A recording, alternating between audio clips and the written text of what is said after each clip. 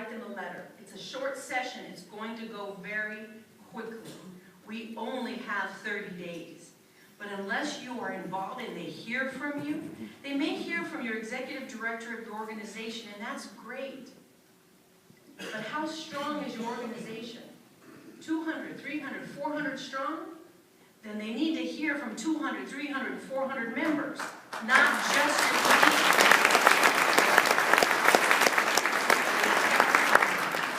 John Burrell is working very closely with Ryan Cangelosi, who's my deputy chief of staff, working with the business sector throughout the state. Sometimes when you're in the Roundhouse in Santa Fe, it appears that everything and the only opinion that exists is what's taking place within the Roundhouse. Because there are a handful of people who show up to everything, and it appears as though it has to be the will of the people. Well, it's not.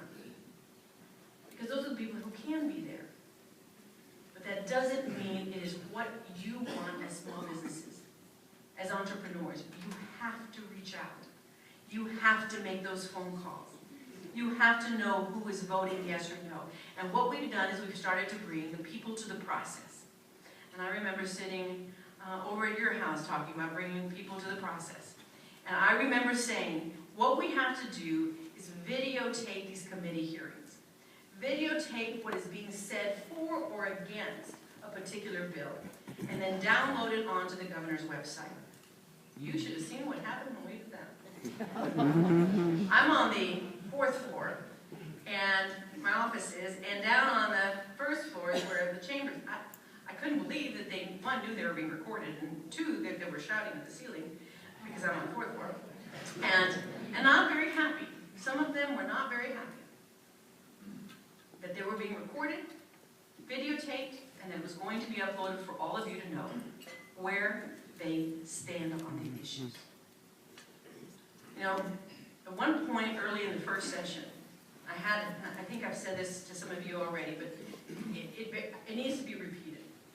I was with a legislator, and he told me, he says, you know, you need to quit campaigning. You need to start governing.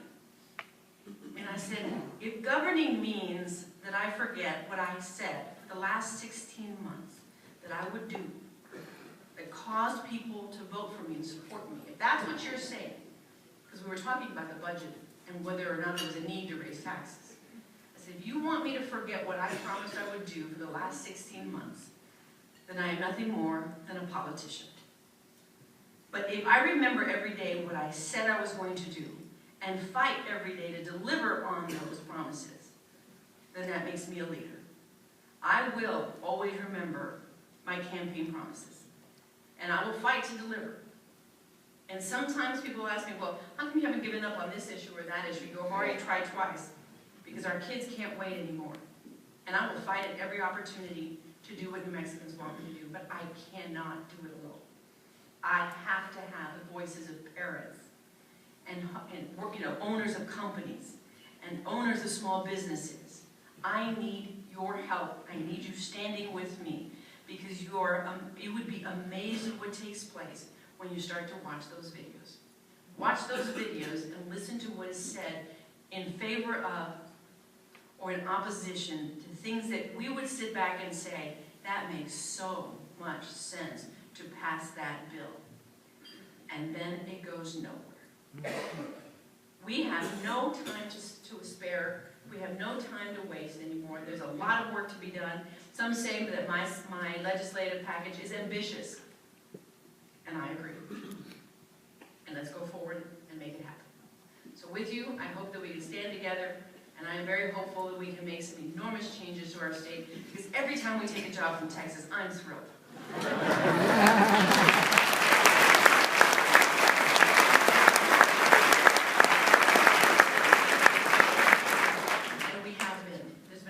Change in our businesses throughout the state. I mean, we have done more in the southern part of this state than they did in the 8 years under the previous administration. Union Pacific came over. We took one tax away, one tax from locomotive fuel, and Union Pacific went from El Paso, Texas to Santa Teresa.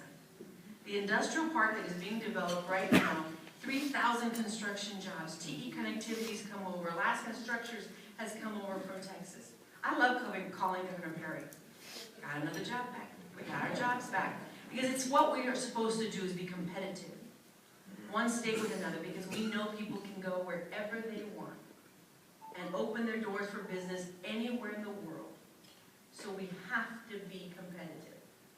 And we've done great with Lowe's and the customer service center being right here in Albuquerque. Tempur-Pedic growing, another 100 jobs. We have General Mills, where I was just recently, $100 million investment with 60 more permanent jobs. There's a lot of work to still be done.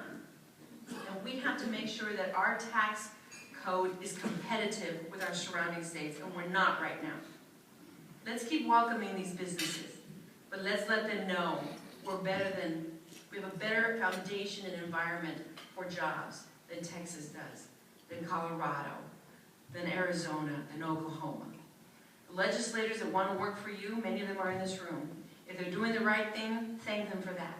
And if they're not, let them know loud and clear, we will not stand by for them to destroy the economic turnaround that we're starting to see right now. It's important for us to stay on that path. I thank you for all that you do and all of your hard work, and we will make a difference because New Mexico is open for business. Thank you.